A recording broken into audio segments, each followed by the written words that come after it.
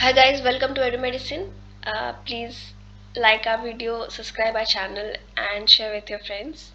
और Telegram group का description में लिंक होता है, आप ज्वाइन कर सकते हैं. वहाँ पे हाईलाइटेड नोट्स तो आपको मिल जाएंगे, साथ में हैंड रिटन नोट्स भी मिल जाएंगे. शुरू करते हैं. हमने लास्ट अपने वीडियो में इंफ्रास्ट्रक्चर में जो इश्यूज है उसके बारे में डिस्कस किया था, यानी इंफ्रास्ट्रक्चर में क्या प्रॉब्लम्स हैं. अब हम डिस्कस कर रहे हैं रेलेवेंस एंड क्वालिटी. रेलेवेंस और क्वालिटी किस चीज़ की? हमारे करिकुलम की, हमारे सिलेबस की, क्या पढ़ाया जा रहा है. ठीक है.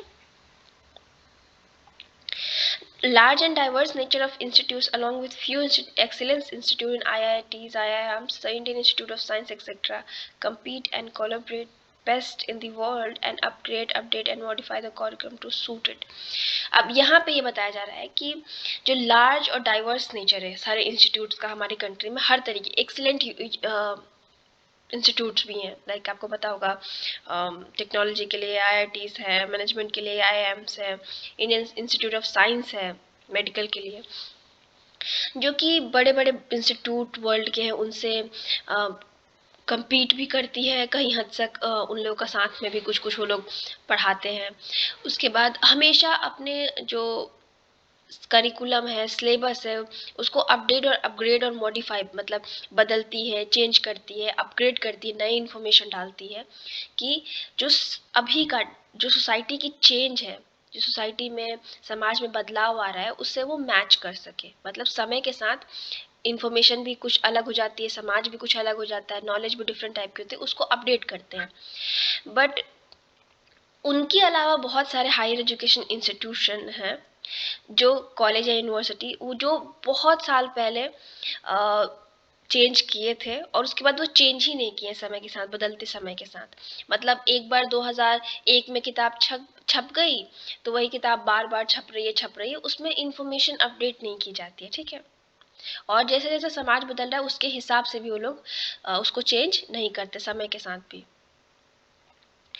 इसमें क्या होता है कि बहुत सारे जो ग्रेजुएट होते हैं जर्नल एजुकेशन में, जर्नल कोर्सेज में, वो ना तो प्रोफेशनल होते हैं और ना ही स्किल्ड होते हैं कि उनको मार्केट में जॉब मिल सके, और इस वजह से वो लोग अनएम्प्लॉयड रह जाते हैं.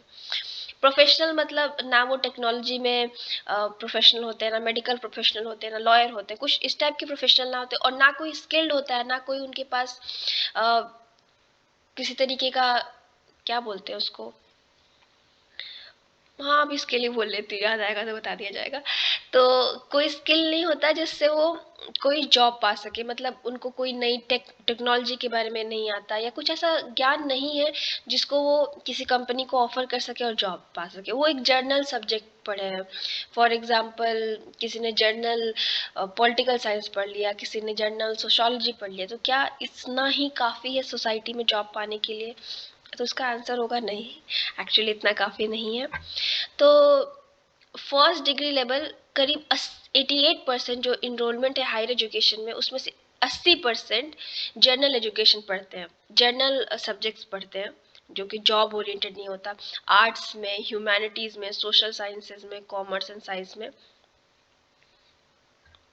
क्या होता है कि या तो ये क्वालिटी, उस टाइप का करिकुलम नहीं होता कि वो क्वालिटी लेवल का हो, इनरेलीवेंट इन्फॉर्मेशन होते हैं, सोसाइटी के हिसाब से उसमें मतलब प्रैक्टिकल नॉलेज कम होता है, और जो प्रोफेशनल प्रोग्राम है उसमें केवल 20% लोग इनरोल करते हैं जिनका बेटर है.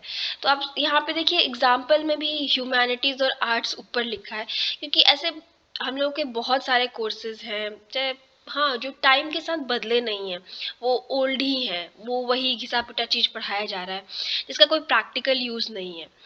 तो वही कहना चाहता है कि जो, और ना आप प्रोफेशनल बन रहे हो, लाइक इसको पढ़ के आप कौन सा प्रोफेशनल बन रहे हो. ऐसा नहीं है कि आप मेडिकल लाइन में जा सकते हो, टेक्नोलॉजी लाइन में, जो कि आजकल वो है. ऐसा नहीं है कि ह्यूमैनिटी का लाइन ही नहीं है, ऑफ कोर्स है.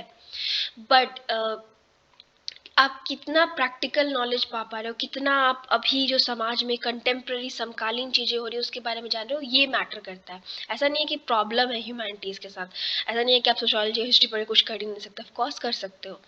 बट प्रॉब्लम क्या है हमारे सिलेबस में, हमारे करिकुलम में, जिसको टाइम के साथ, टाइम के हिसाब से नहीं बनाया जाता. ठीक है, मुझे कहने का मतलब ये था, ऑफेंड मत होइएगा प्लीज़. ठीक है. Quality is collective societal concern and ought to be adhered to it. By sorry by all the providers of higher education. ठीक है, क्वालिटी जो है वो सोसाइटी का, पूरे समाज का कंसर्न है। ठीक है ना, और हमें उसे फॉलो करना है, उसे चेंज करना है, उसे सुधारना है। अब क्या हुआ कि जब हम इकोनॉमिक लिबरलाइजेशन 1991 में कर रहे थे तो गेट्स आ गया, जिससे हम ओपन कर देते हैं बेसिकली। इस तरीके का एग्रीमेंट होता है, जनरल एग्रीमेंट होता है ट्रेड रिलेटेड। अब क्या हुआ, उनके आने से डिमांड जो हायर एजुकेशन की थी और सेवरल इंस्टीट्यूट की नेशनल इंटरनेशनल इंक्रीज बढ़ी। सबसे पहले कि आपको हायर एजुकेशन की इंक्रीज बढ़ी, सबको हायर एजुकेशन में जाना था, लेकिन कंपटीशन भी बढ़ गया। नेशनल और इंटरनेशनल प्रोवाइडर्स एक देश में आने लगे। मान लीजिए इंडिया में कई तरीके के बाहर के लोग भी आके एजुकेशन प्रोवाइड करने लगे।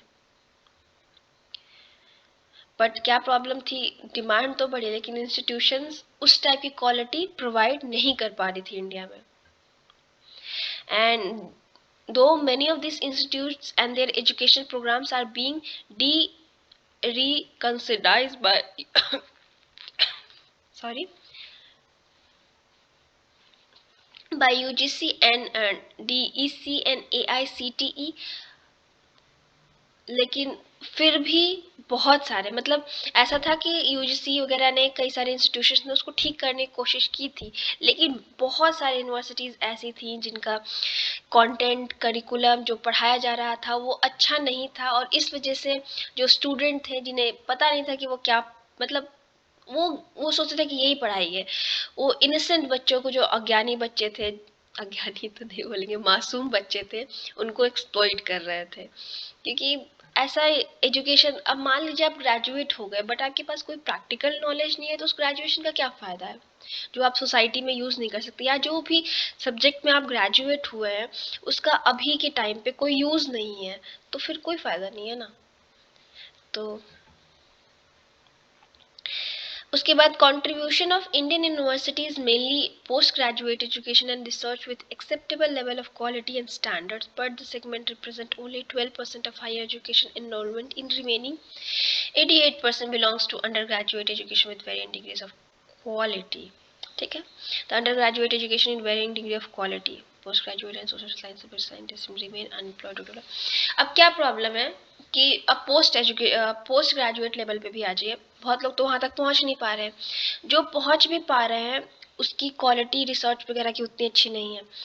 और कोई, जैसे आप सोशल साइंसेस के बहुत सारे सब्जेक्ट हैं या साइंस के बहुत ही सिंपल सब्जेक्ट हैं, वो आप पढ़ रहे हैं, उसमें थोड़ा बहुत रिसर्च हो पा रही है, नहीं हो पा रही है, पर क्या हो जा रहा है, फिर भी आप अनएम्प्लॉयड रह जा रहे हैं। प्रॉब्लम क्या है कि आपके पास अपॉर्चुनिटी नहीं है, लैक ऑफ अपॉर्चुनिटी है।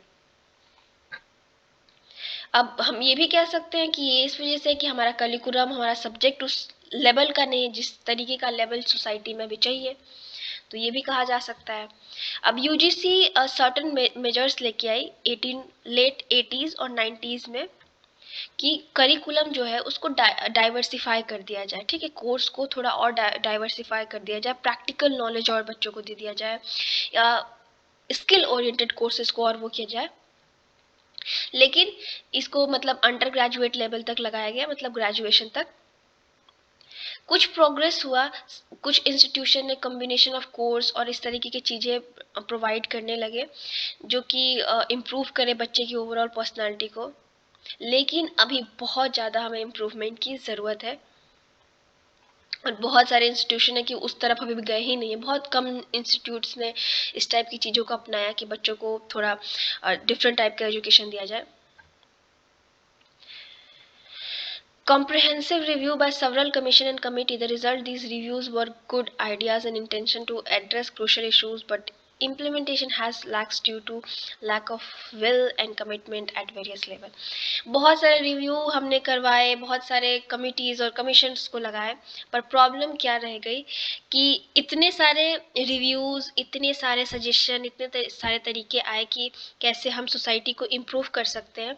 स्टिल प्रॉब्लम क्या है कि हम उसको इम्प्लीमेंट नहीं कर पाए। जो इन लोगों ने हमें सॉल्यूशन दिया, कमीशन और कमिटीज़ ने, उनको हम लागू नहीं कर पाए। कई बार ये होता है कि लागू करना नहीं चाहते, और कई बार ये होता है कि और भी कमिटमेंट्स हैं, हमें इन्वेस्ट भी करना है मनी डिफरेंट सेक्टर्स में, बहुत सारी चीज़ें। प्राइवेट सेक्टर इन्वॉल्व अब होनी शुरू हुई है कुछ टाइम से, पहले तो सब कुछ गवर्नमेंट को ही करना था। तो बहुत सारे लेवल्स पे प्रॉब्लम है, करिकुलम सही नहीं है, अपॉर्चुनिटीज़ कम है, उसके बाद कई सारी यूनिवर्सिटीज़ बेफालतू में बच्चों को बेवकूफ़ बना रही है। तो बहुत सारे लेवल की प्रॉब्लम हमारे पास है कि कितना रेलेवेंट है हमारी जो पढ़ाई हम कर रहे हैं, कितना प्रैक्टिकल यूज़ है। सोशियोलॉजी के मामले में मैं कहूँगी काफ़ी प्रैक्टिकल है सोशियोलॉजी, बिकॉज आप आफ्टर ऑल वही पढ़ रहे हो जो सोसाइटी में हो रहा है। बट हाँ, इसको आप क्या करिए कि इसको इम्प्रूव करते रहिए। आप करंट अफेयर्स से कंटेम्प्रेरी जो चीज़ें हो रही हैं उसको इसमें मिलाते रहिए। इवन आपका आंसर भी रिच होगा। अगर आप एमए के एग्ज़ाम में देंगे तो आप कुछ कंटेम्प्रेरी बातें जो अभी हो रही हैं करंट अफेयर से लेके लिखेंगे और आपका भी नॉलेज अपडेट होगा। Thank you and please like a video and subscribe our channel and share with your friends. Have a nice day.